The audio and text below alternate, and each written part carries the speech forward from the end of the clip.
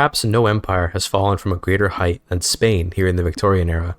Just a few centuries ago, Spain was one of the largest empires to ever exist, as well as one of the cruelest.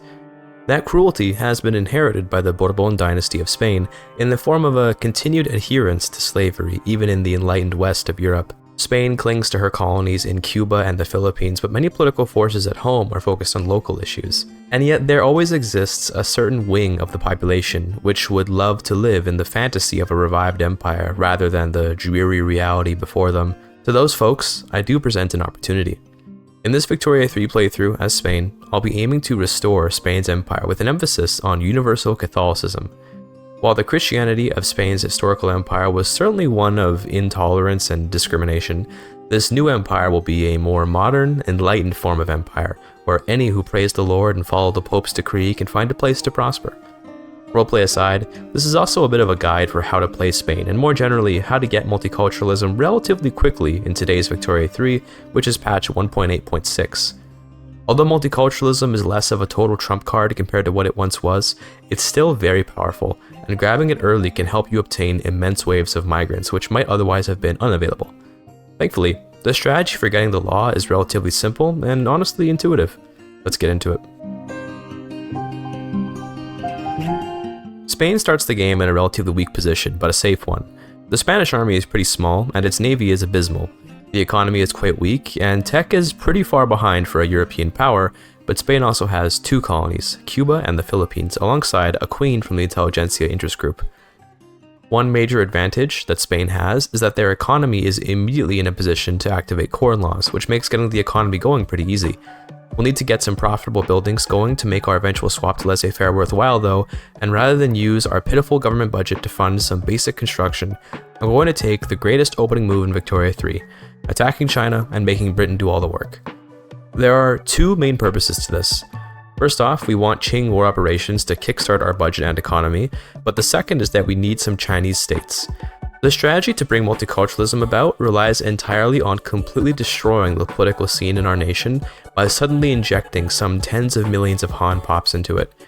You might be aware that cultural minority movements can and will agitate for better tolerance laws, but you've likely often had trouble actually getting enough support for such a movement to actually reasonably pass multiculturalism. Well, once we take Suzhou and Xinjiang, we'll have more than doubled our population with pure Han pops, who will all join a Han minority movement, which we can then bolster to get a ton of support. Regardless of that though, we'll be needing the human rights tech to even try and pass multiculturalism, so this is where we have to evaluate what we prioritize.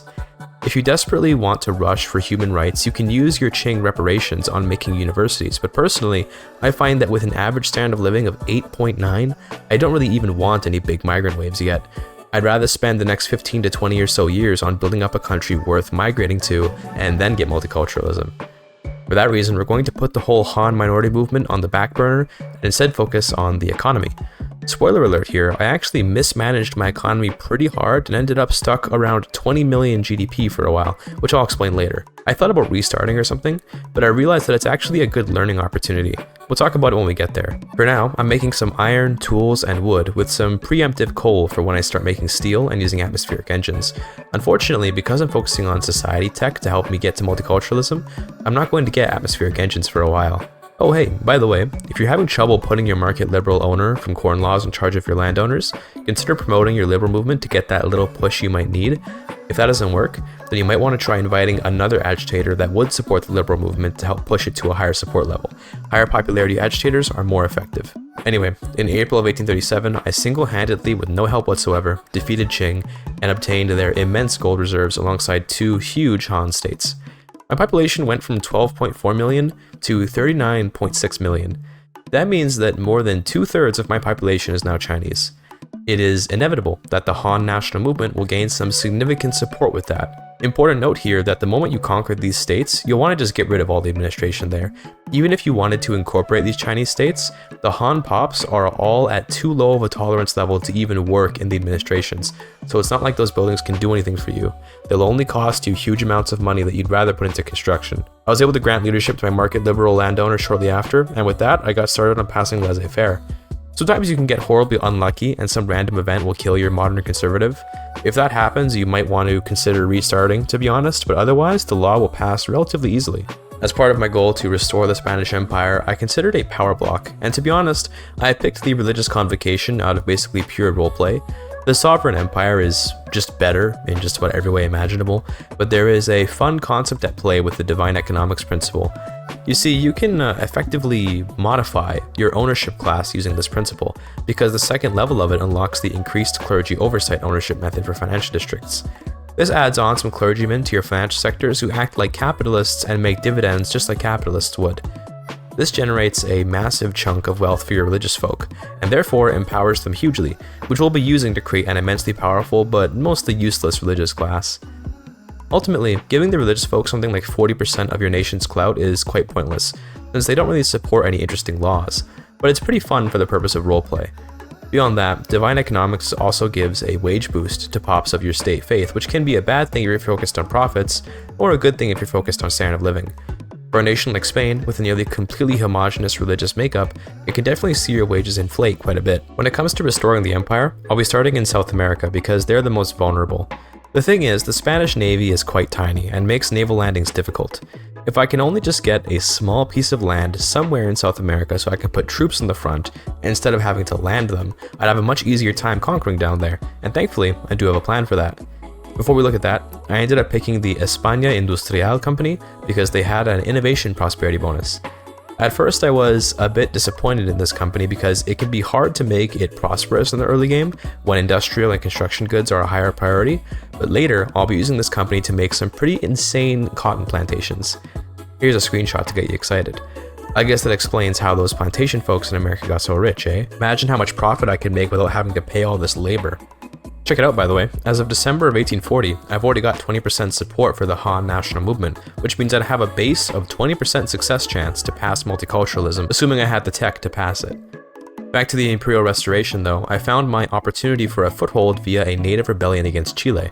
I can join the Mapuche in return for a war goal to make Chile a protectorate, and once I've done that, all I have to do is make them a puppet, and then I can launch further invasions from them without needing any naval invasions. This does mean that the Mapuche will conquer a little piece of Chile, but it's okay because they'll just recolonize it later once the truce is up. I finished enacting free trade shortly after the war, and this is important because the event for completing corn laws gives a huge boost in loyalists among peasants and laborers. The peasants in China were previously quite radical, and although I don't plan to build much there yet, it's nice to not have so many radicals which may otherwise contribute to political movements actually rising up. We want the Han national movement to be radical enough that it influences law changes, but not so radical that it will actually attempt a secession. Remember when I mentioned reducing Chile's autonomy, by the way? Well, I got the perfect opportunity when my little protectorate got involved in some Peru-Bolivian conflict.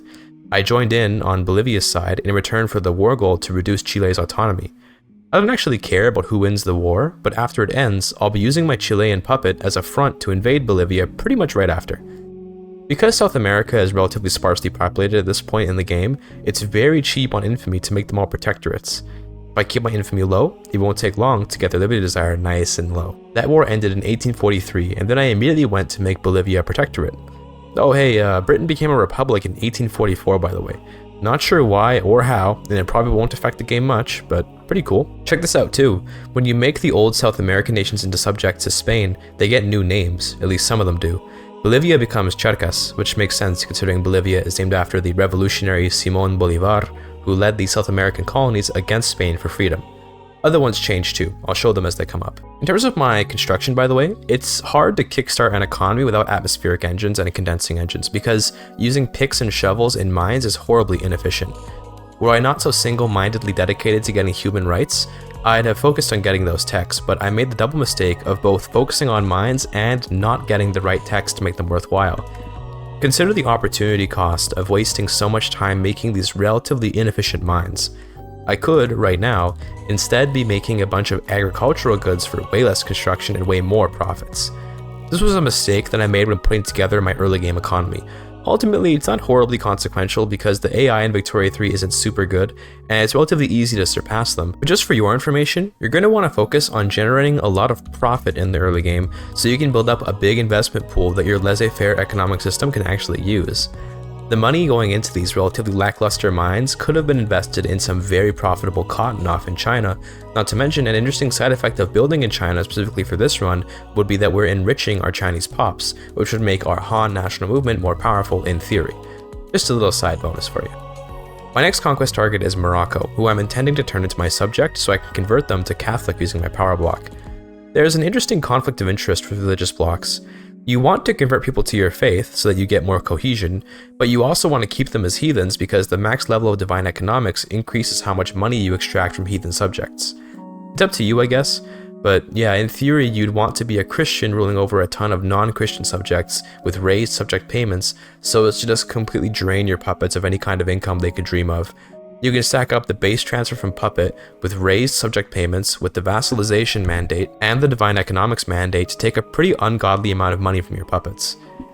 Around September of 1847, I started building up my navy immensely. I'll be needing it eventually to help me fight wars, and I might as well get on it now. I can also use it to get some prestige and maybe reach great power status. About a year later, I did indeed hit great power status, likely because of the navy I built up. My next war target came in 1851, which I know is a few years of time skip, but in that time I just built up more mines and tools and stuff, even though, as I said before, I really should be building other stuff until I get better production methods. Regardless, Argentina is a total pushover, and in fact they just back down. Makes my life nice and easy. In terms of what I'm waiting for, by the way, I'm actually just waiting until I can make Charcas into a puppet so I can get an easy avenue of attack on New Granada. I really shouldn't have been doing this, to be honest, since I could have either actually used some naval invasions or just enforced military access on Charcas once the war began, but I can't go back now. I did get super lucky in October of 1853, by the way, as I got the Reforms at Gunpoint event. This event instantly passes a law, and that law is universal suffrage. The thing is, universal suffrage in the early game is kind of awful because it just massively empowers the farmers and other less desirable interest groups, but it's still something we can work with. After the first election, I had a government with a gigantic agrarian party supported by the progressive intelligentsia and industrialists. It's honestly not too bad of a combo, but I'd like to take those voting rights back down to maybe wealth voting at most. Hilariously, despite my intelligentsia leader's authoritarian trait, getting universal suffrage completed the freedom, equality, and brotherhood journal entry for me, so I'm going to get a nice popularity boost on my intelligentsia, while I work to ban slavery. I'll need to ban it in order to get multiculturalism, and the chance is kind of low, but it's not too bad. It might take a while with these chances, but I'll just need some time and then it'll pass. By this point, we've got a pretty long first chapter here, and we still haven't gotten multiculturalism, which definitely kind of sucks. But the reality is that unless you're willing to throw away everything else about your nation out the window, rushing for multiculturalism is pretty untenable. This technique would be easier with a higher tech nation like the United States or Britain maybe, but we're getting pretty close here as Spain.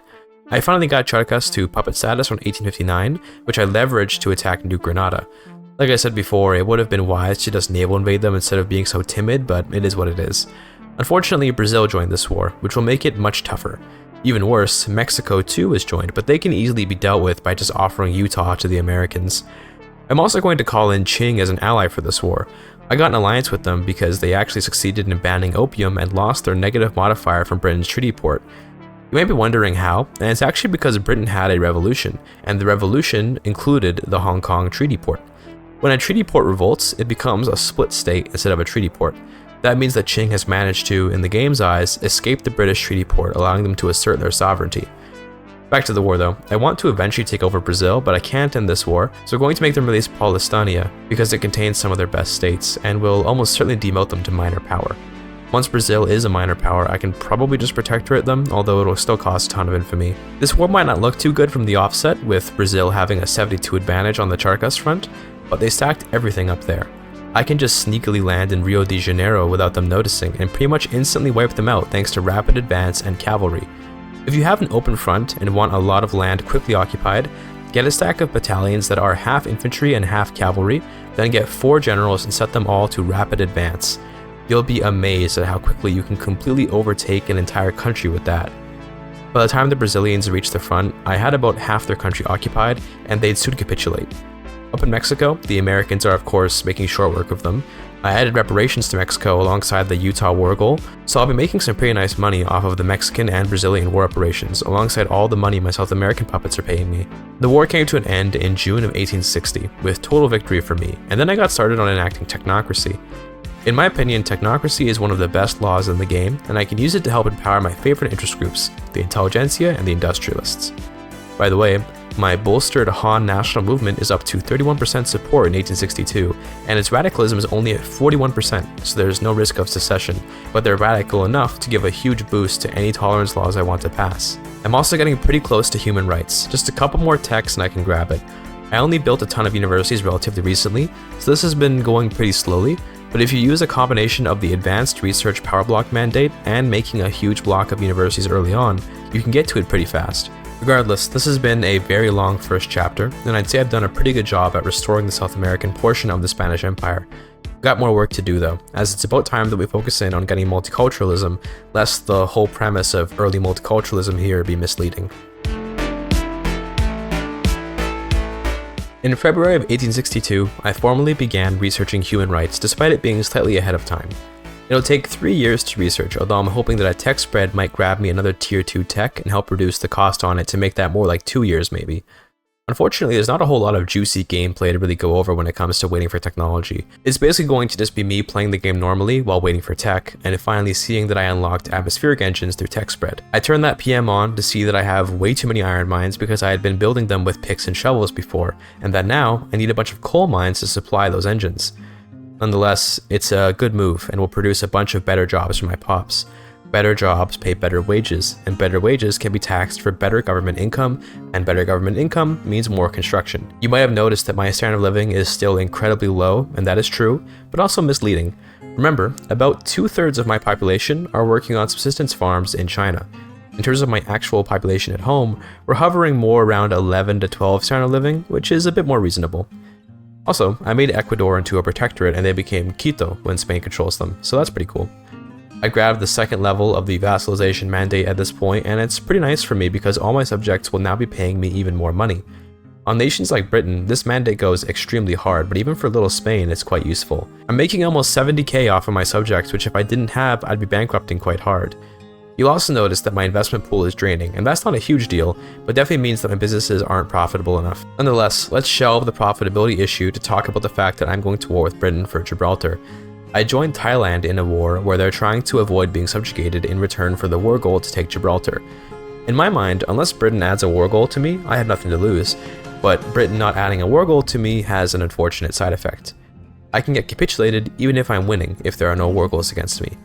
I was very easily able to occupy Gibraltar by just attacking from Morocco and from Andalusia simultaneously, and now, in theory, I just need to wait while I try to protect my convoys so my subjects don't rise up. Indeed, I'll be spamming out ports to try and keep my convoys up while I raid Britain's convoys. One solid strat for taking Britain down can be to just kill off their convoys, which will make all their subjects inevitably rise up once their liberty desire spikes from the weak supply network.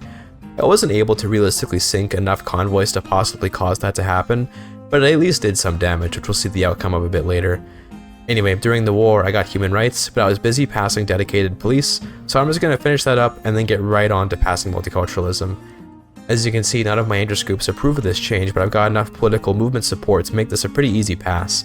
I have a 31% base success chance, alongside almost 40% chance of an advancement, and only a 22% chance of a stall. Once Siam finally took Cambodia, the British were working towards capitulation. However, I ended up being capitulated before that could happen, which meant that Gibraltar would remain a British enclave just for a little while longer, sadly. It's not really a big deal, since Gibraltar isn't super valuable by any means, but it just looks aesthetically unpleasing. I decided to go after the Congo at this point because if I'm going to be getting multiculturalism, then all those Central African pops can act as an amazing source of labor, really.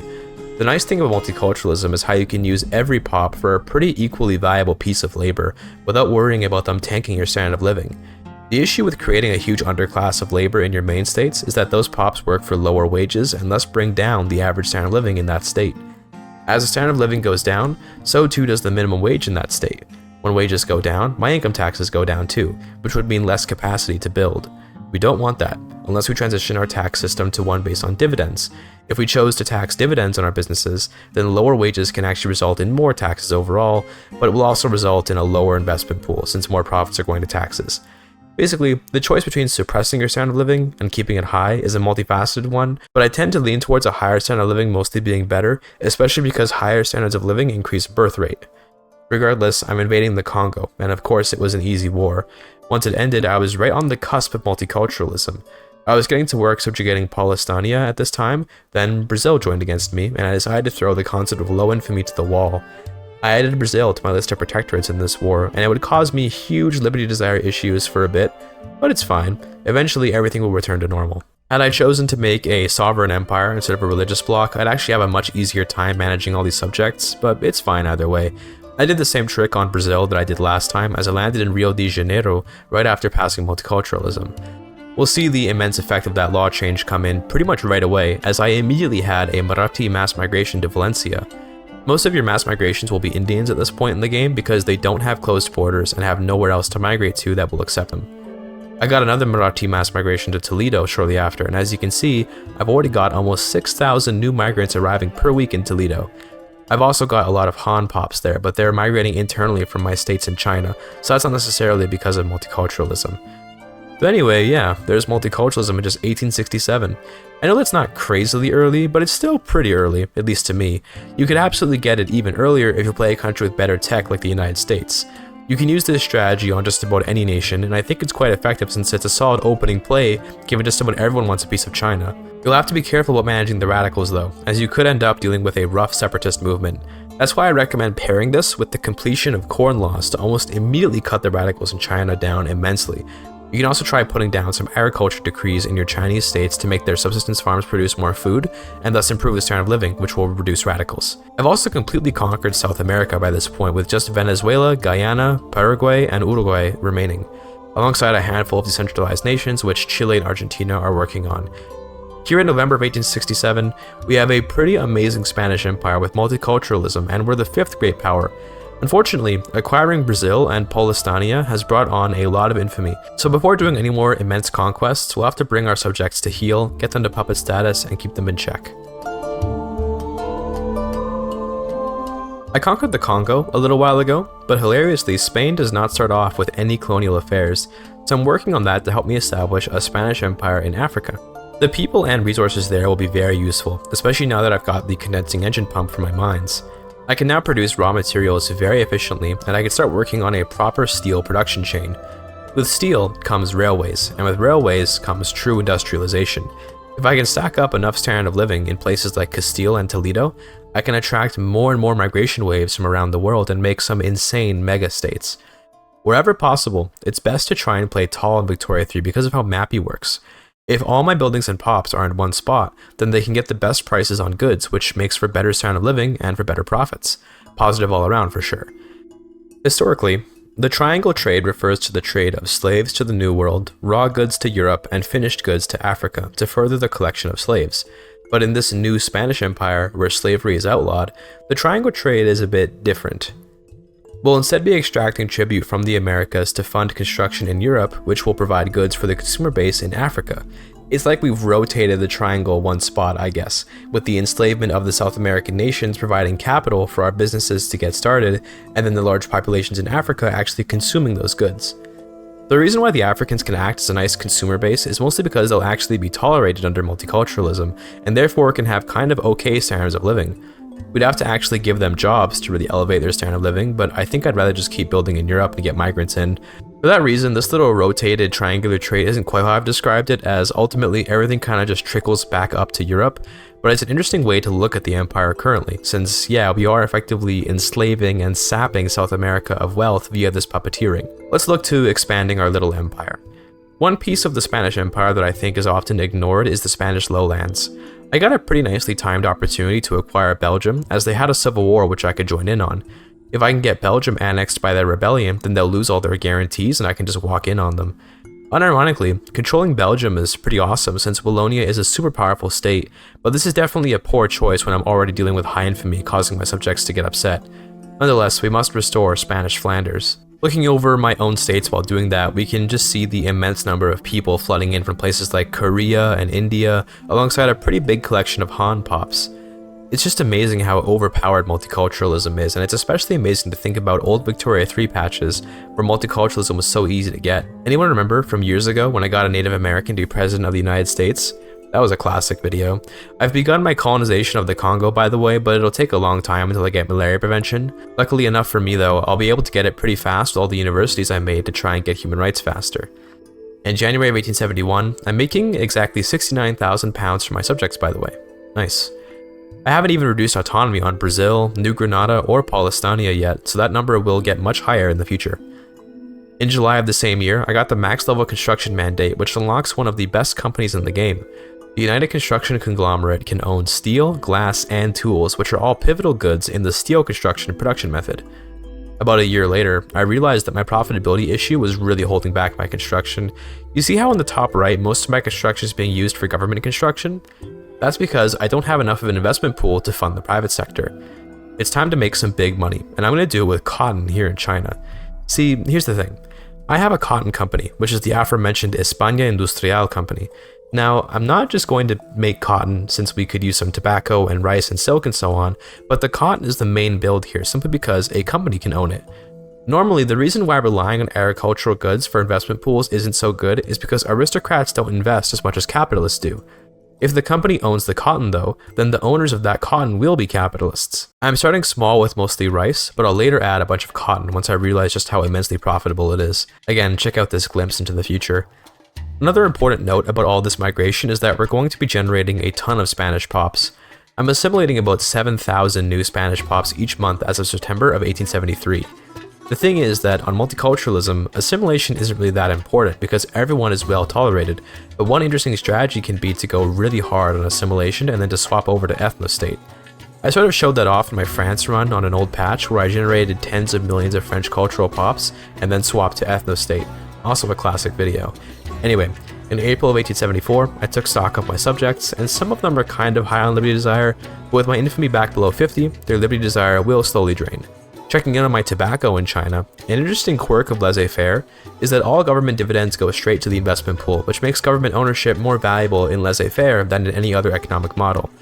There is not a single cent of the profits here after paying out wages from this building that is wasted, as all the money goes right into the investment pool.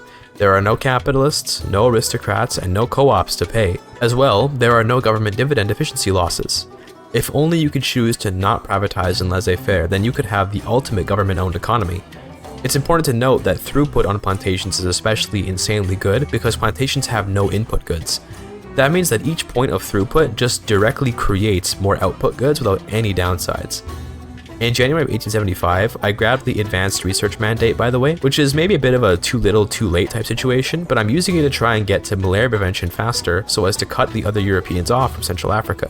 I also grabbed the construction company a few months later, which will quickly grant me its prosperity bonus. The throughput bonus goes really hard on construction sectors and will increase my construction points pretty nicely. After passing wealth voting, you might be surprised to hear that my religious folk have over 40% of the clout, but keep in mind that because of the increased clergy oversight ownership on my financial districts, my clergymen are actually super rich.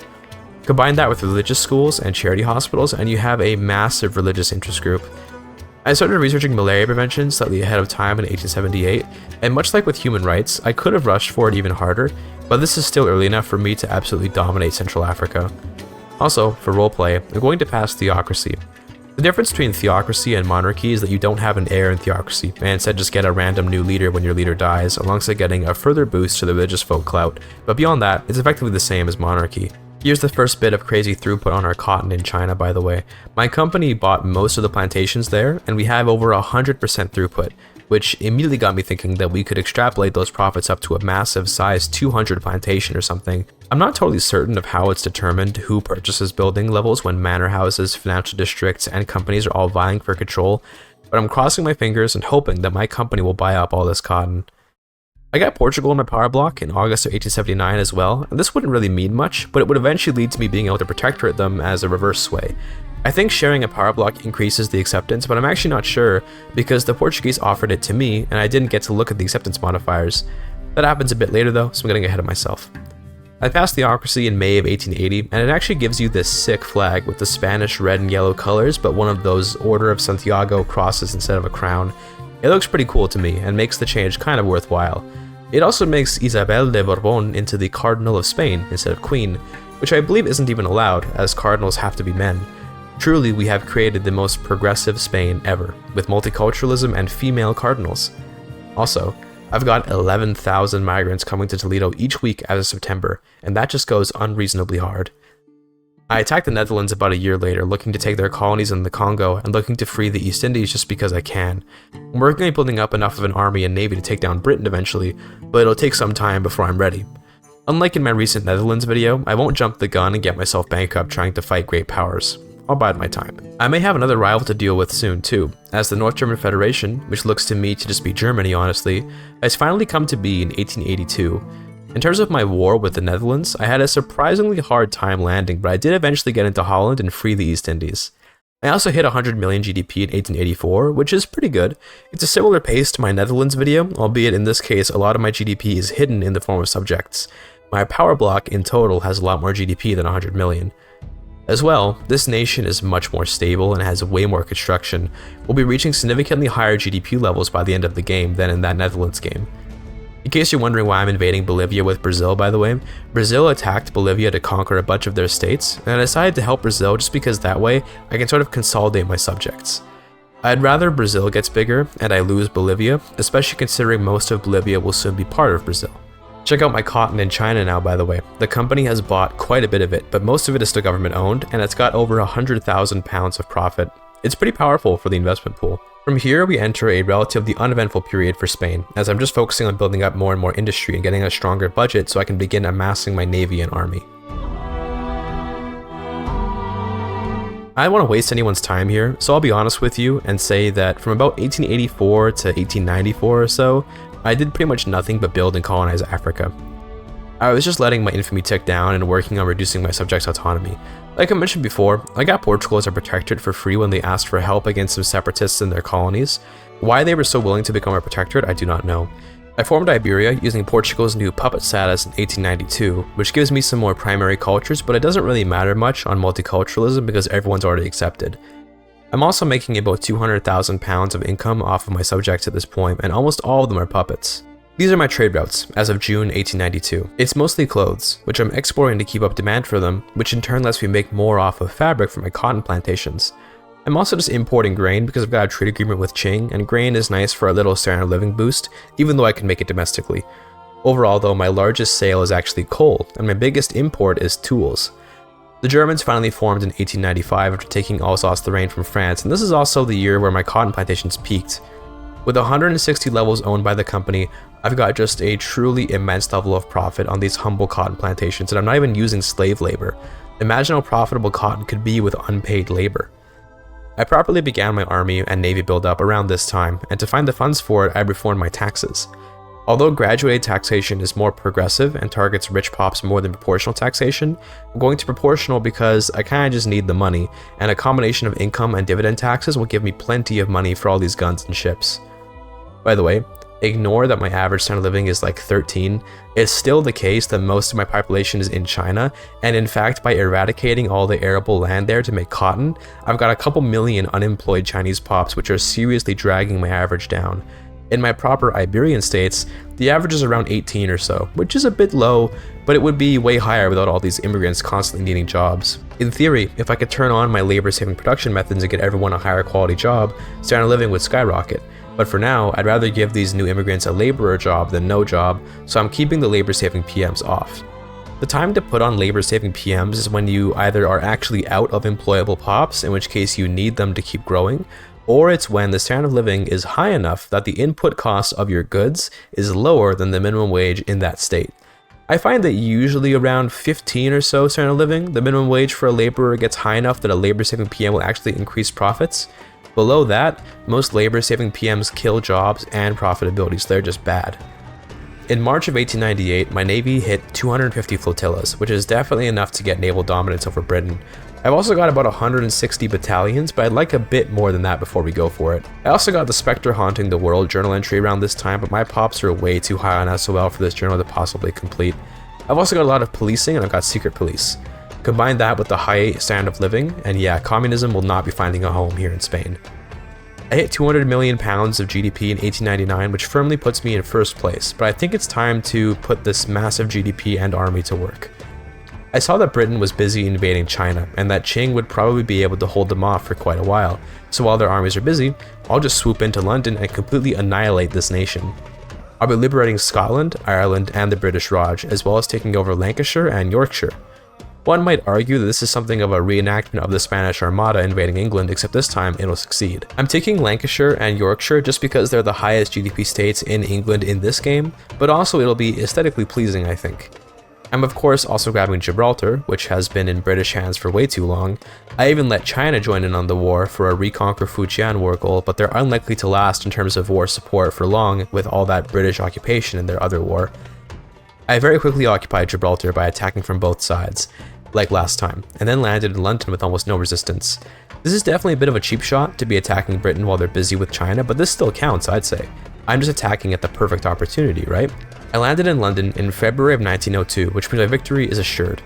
I could just swap to defensive and wait, but I will keep attacking to make this war end a little faster. As the army advanced up Great Britain, they eventually reached Ireland, and it was shortly after that they capitulated.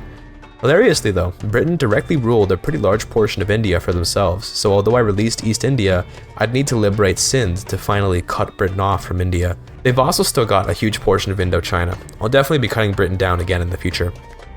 At least I'm the undisputed #1 great power now that Britain has been humbled. I released some colonial administrations in Africa to help inflate my standard of living from here. I didn't really need to do so because I don't have tolerance issues in Africa, but I can still sell to the pops there without ruling it directly. I wish that by using multiculturalism there was an option to make an administration that was actually tolerant and ruled by local culture, but oh well. It's time to take down Germany, and by take down I mean more like slightly hinder. It's actually very hard to truly break Germany down because there aren't a ton of tags to release from them. I'll be liberating the Rhineland, Hanover, and Bavaria, which are some of the major nations in them, but beyond that I guess there's Pomerania or something. I can completely blockade Germany with my navy and destroy all their convoys, but they don't exactly rely on overseas trade, so they likely won't care or notice. This war ended up taking many years, and was just a total slaughter in terms of both Iberian and German lives. I enforced military access on Belgium to get a front on the Germans so I could distract many of their troops, and then just sat there, trying to get naval landings. The German army is absolutely massive, but so is mine, and I can afford the war for a lot longer than they can. I actually managed to land in Pomerania pretty quickly, but actually pushing through would be quite tough. I set the army to defensive and let it chew through the nearly unending pile of Germans that would come to it. The advantage for defending goes extremely hard, but I'm unlocking fully automatic guns pretty soon, which will let me give my armies machine guns. They give a huge defensive bonus and a tiny offensive bonus. The defensive bonus will ensure that my armies are pretty much immovable from the front. By the way, when I said I'm getting automatic machine guns soon, that's like 3 years from now. Even with 236 innovation points, getting through these level 4 techs takes forever. I do have trench infantry, but I believe that by this point the Germans also had trench infantry, so we're even on that front. Trench infantry is an interesting tech because it essentially ensures that whoever is defending will almost always win, and does indeed simulate World War I's barely moving lines. It's perhaps one of the lamest possible ways to fight, when compared to a wave of line infantry or the mobile warfare of World War II. I landed in Hanover, which let me further split the Germans into 3 different fronts, all of which I'm defending on, and now it's a matter of waiting. It's a lot of waiting, while the Germans pile up casualties. I've got an almost unending supply of men via all my mass migrations, but the Germans have a relatively flat population graph, so I can do this all day really. The Germans even have turmoil across their country and had a rebellion in North Germany. It's probably not because of my invasion or anything, but it does help in a way to distract even more German soldiers. Once that rebellion was defeated by the Germans, I landed at another front in Schleswig-Holstein. Looking at the states I've occupied, we can see their populations completely draining from all the devastation. Check out Pomerania here with only 300,000 people in it and losing 22,000 each year. That mortality is caused entirely by the continuous occupation I've put them through. I finally did get those machine guns in February of 1907, and with the slight advantage they confer upon me, I will attempt to push into Germany. The Holstein front was the first to successfully fight in Berlin, with the Germans breaking under the pressure of this invasion. They've had almost more than 3 million total casualties of this war, while I'm sitting pretty at just over 1 million. Berlin finally fell in November of 1907, and Germany's war support quickly ticked down from there. Here is Germany in her neutered form. She's honestly still quite the beast, but she's back down to number 4 great power, and I know I could destroy them in another war if I so desired. Instead, I'll be neutering France, because I can. I'm just liberating Occitania, and that's all. France isn't exactly a scary boss in this run, because they had already been put down by Germany. A short war after, Occitania is free. I was considering ending the run around this time since I was a bit tired of all the lag, but I wanted to cut the British down one more time, so I added some more goals to take their African colonies and to liberate a bunch of their overseas subjects in Indochina. With the fronts in England available, winning this war will be even easier than before, but I'll still go for a naval landing in London anyway. I'm not bothering to show most of the war because it's uneventful, but yeah, that's Britain fully cut down in March of 1911. Their direct holdings in India are disconnected from the market, they've lost control of much of Indochina, and I cleaned up the African borders just a little bit. Looking at some of my home states, Toledo has 12 million pops and pretty much every cultural community you can imagine. Castile has an even more impressive 14 million pops, and Eastern Andalusia is almost a plurality of Filipinos. My average SOL at the end is 15.2, which is dragged down a bit by my Chinese states. At home it's closer to about 18 or 19. Regardless, this has been the Spain Multicultural Catholic Empire Restoration. I didn't get Mexico back, but I got Brazil instead, so let's call it a fair trade. I grabbed Belgium as part of the Spanish Lowlands, and beyond that, maybe I could have gone after Austria in reference to the Habsburg-Spain connection, but I was kinda lazy. Nonetheless, this is a very powerful nation, with an army and navy that can defeat Germany and Britain with relative ease. I wouldn't call that German war an easy war, but it was a victory, eventually. I hope you enjoyed. I'm thinking to use that multiculturalism strategy for a playthrough as the United States somewhere in the near future. I could see it being very powerful. We'll see. Thank you for your time.